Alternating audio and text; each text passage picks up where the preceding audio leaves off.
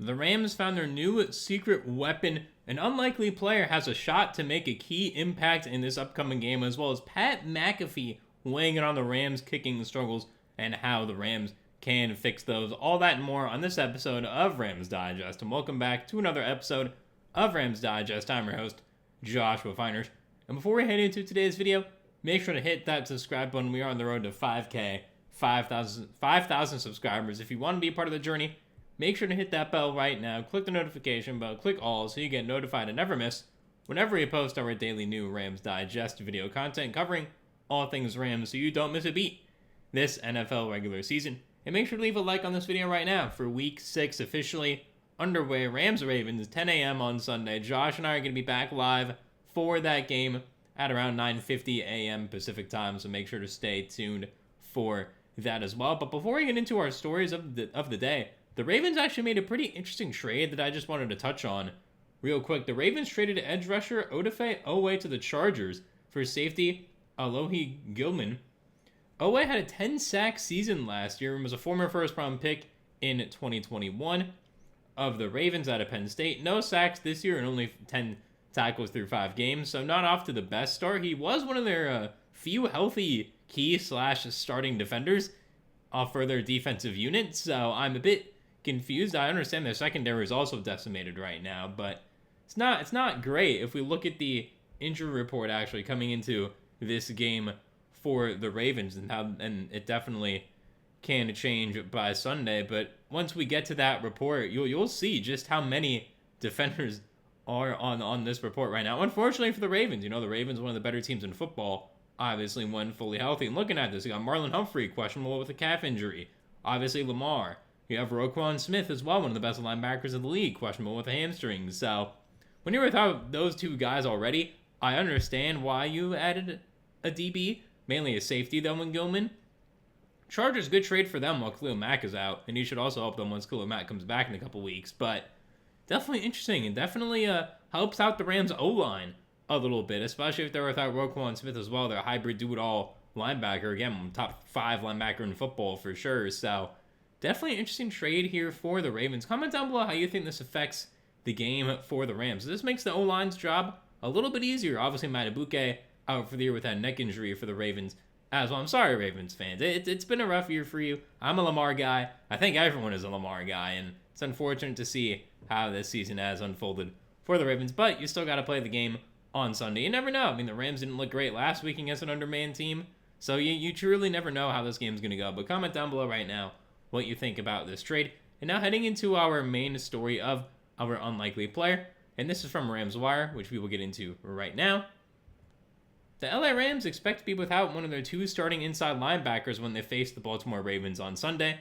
Sean McVay said Monday that Omar Speight suffered a high ankle sprain in last week's loss, and his status will more likely be doubtful to play. The Rams do still have Nate Landman, who's playing exceptionally well, but they'll need someone else to fill in next to him. McVay is unsure whether it'll be Troy Reeder or the undrafted rookie Sean Dolak, but the team is working through a plan for Sunday right now. We actually have a quote from Sean McVay to get into about this right now. Yeah, you have to plan for both. I think we're in the early phases of that, he said. I still think it was helpful on Thursday's game to let guys get away. He put that game to bed. I think it's really important for coaches and players to both be fresh. We'll get a jump today, but I did think it was important for guys to be able to enjoy their families. I think that's, let me get the best of them. That's something that you have to closely monitor to be able to have contingency plans for either or with us, or obviously praying for him. But when you see some other guys, you do need to have contingency plans. There. Yeah, I fully agree. They're also talking about Lamar Jackson, and we're getting into that a little bit, how they're prepping for both Lamar Jackson and Cooper Rush. And that does go into who they're going to pick, whether it's Troy Reeder or Sean Dolak. To me, it should be Sean Dolak. Sean Dolak's been awesome in special teams. He's made a lot of key tackles on returns, whereas Troy Reeder, you know how Josh and I feel about Troy Reeder, and I know how most of you feel in the comments as well about Troy Reeder. It's an interesting fit, especially him covering McAfee last game. Didn't really go well. I get it, CMC wouldn't go well for 99% of the world's population, but definitely I think Sean Dolak has a bit more life, a bit more speed that you can use if Lamar, even if Lamar doesn't play. I feel like Sean Dolak is just a better fit overall for the defense, and I'd like to see him get an opportunity. I really do believe in Sean Dolak. I didn't know much about him heading right after the draft, but all of you in the comments were high on him, and I learned pretty quickly to be high on him too. So you in the comments were definitely correct there for Sean Dolak and what he can be for this Rams team, because I really do think he can be a linebacker of the future for us.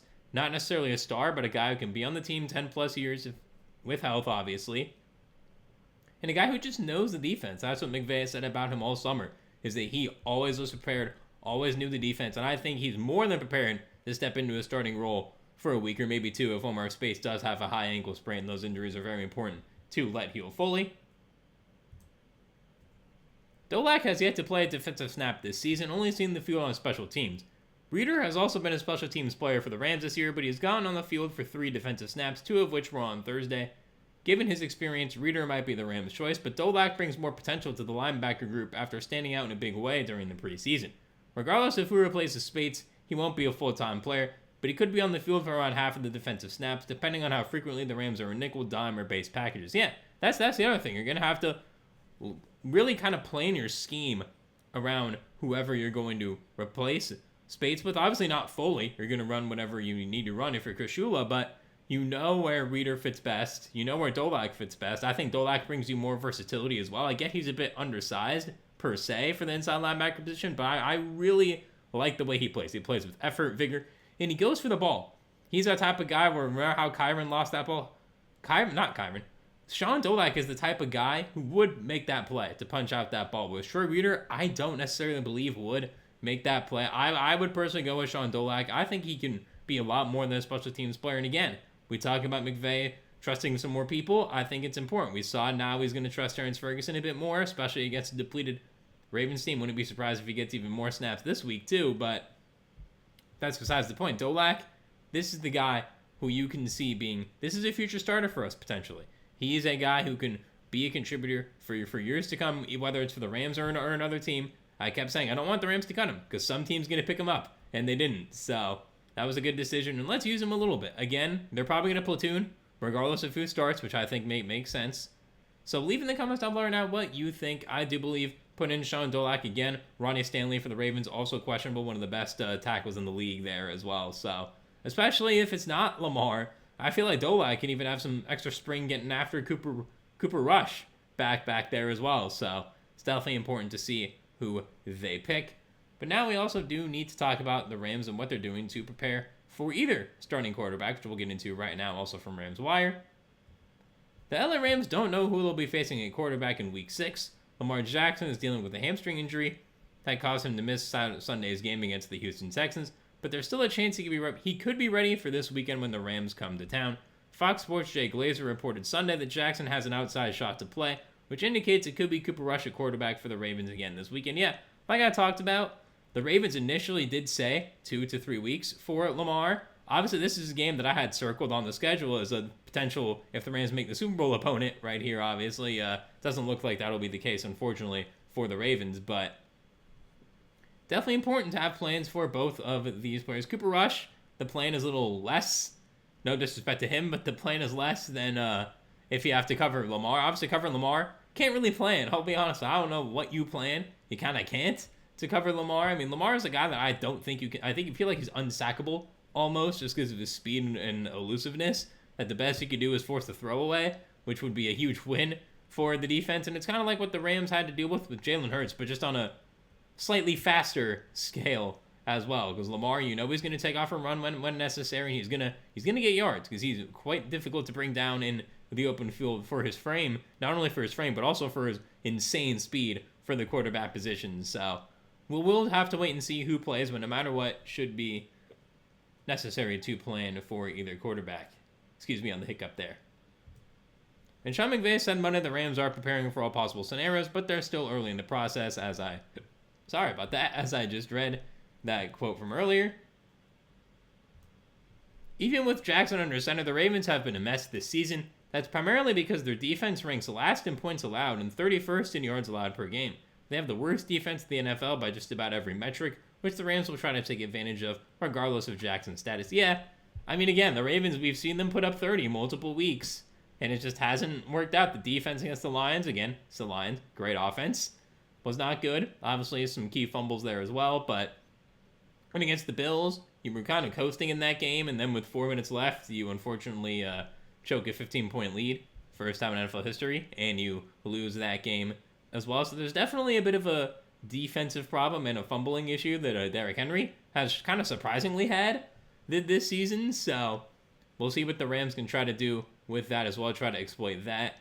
And for the Ravens, you just gotta, again, you hope you're healthier coming into this week. Again, you're going to be healthier as the season goes on in general. Just with Lamar being back there, you're going to have a chance to win some games. But if Lamar's not back there, you're obviously thinking about a must-win game for the Ravens. This is also a must-win for the Rams in the sense of you could fall to last in the division if you lose this game. You can't lose back-to-back weeks to undermanned teams. You can't do it. I get the Niners are a divisional opponent, so it makes a bit more sense. You're familiar with each other. I should not have guessed 34-10 because it's a divisional game anyway. That was kind of a bad score pick on my part. But for this game, it's a non-divisional opponent. Harbaugh, I don't think is the coach that he once was based on the last couple of seasons with the blown leads. It's getting to be a problem there in Baltimore. And if they do have a bad year, I'm not going to call for him to be fired because I still think he's a top 10 coach in the league. But it's not like his seat is invincible anymore. Unless Lamar were to miss the whole year, which obviously we don't want any of that to happen to any player. But if that were to happen, I would give him a pass. But if Lamar doesn't miss any more games, you got to try to get back in the playoffs there as well for the Ravens. And the Ravens could opt to hold Jackson out another week, knowing they have a bye in Week 7, give him some extra time to rest and recover, before taking the field again in Week 8. For now, his availability is up in the air, and the Rams are planning for any and everything. And that's exactly what you have to do. And that's what we've been saying. It makes sense for McVay to have a plan for both, because you need to come in more prepared than you were against the Niners. I get you had a short week, but still, you got to come prepared. A lot of these guys, not their first Thursday night game is coming off a Sunday game, especially on the coaching staff. You got to be ready. You've had 10 days. Well, you're going to have 10 days by the time Sunday comes around to prep. There's really no excuses to lose this game, especially if Lamar doesn't play. If Lamar does play, I'd understand a little bit more. But if he doesn't play, this is a must-win. And for the Ravens, you're hoping you can win this game somehow. Because 1-4, 1-5, I should say, I think you're done. Even if Lamar does come back Week 7, I still think they are done, unfortunately. And that's all for that. Comment down below right now as well your thoughts on what the Rams can do to, their plan for Lamar Jackson as well as Cooper Rush. And who do you think poses more of a threat? Because if Lamar Jackson does play, I would think he's still going to be a bit hampered. Or a healthy Cooper Rush. Let me know down below in the comments for that as well. And now our last story of the video is Pat McAfee has an interesting solution / theory as to why Joshua Karty has been struggling in the field goal kicking game. And Sean McVay had some words to say about that today as well from Rams Wire, which we will get into right now. The LA Rams kicker Joshua Karty has endured some struggles this season, though they're not entirely his fault. He's just 9 for 12 on field goal attempts and has an NFL high 2 field goals blocked. Karty has also had 2 extra point attempts blocked, including one that would have given the Rams the lead against the Niners on Thursday night. He can't control the protection up front, but the trajectory of his kicks certainly play a role in whether they get blocked or not. Pat McAfee is a former Pro Bowl punter and all-around special team star, shared an interesting theory that perhaps Karty's low driving squib kicks on kickoffs are having an impact on his field goal attempts. We have that quote analysis from McAfee right now. Karty hitting those fat balls, those knuckleballs on kickoffs, has been very good for the Rams, McAfee said. It's gotten a lot of attention. It's gotten a lot of positive hype for this new kickoff. I don't like kickers kicking fat balls all the time. He's seemingly hitting fat balls and fat balls go left. I think him hitting a fat ball every single time he hits a kickoff isn't necessarily, for me, the greatest thing mentally. NFL former kickoff specialist Pat McAfee. I can understand where he's coming from there. Again, I've never kicked the ball, but I do get it's a different motion, it's a different trajectory, and that can be messing with his field goal kicks. So that theory definitely does make sense, as I know a lot of you in the comments trying to figure out theories as well. But this from a former high-level punter and kickoff specialist does make a lot of sense. Sean McVay was asked about McVay's theory during the Coach McVay show on Monday, and he didn't disagree. It's even something the Rams have talked about as they attempt to get their kicking operation fixed. Quote from McVay coming up right now. I think that's fair, McVay said. He is certainly an expert in that arena. Given his background, that's something we've talked about, and I don't think that's a misguided thing. Whether there's truth to that or not, we're continuing to dive into that, but I don't think that's unfair for him to say. Yeah, it makes sense. You got to respect Pat McAfee and his background on this issue/topic. And Josh McCarty as well on extra points. Not great. 85.7.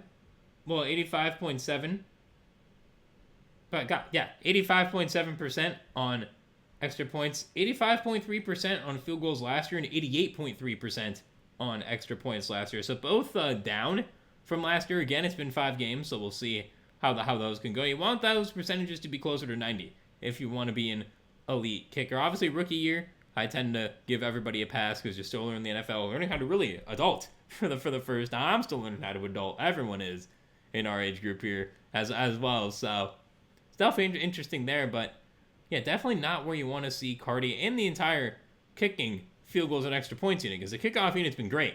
Punting unit's been great, but the kicking, field goals, extra points have not been great so far this upcoming season.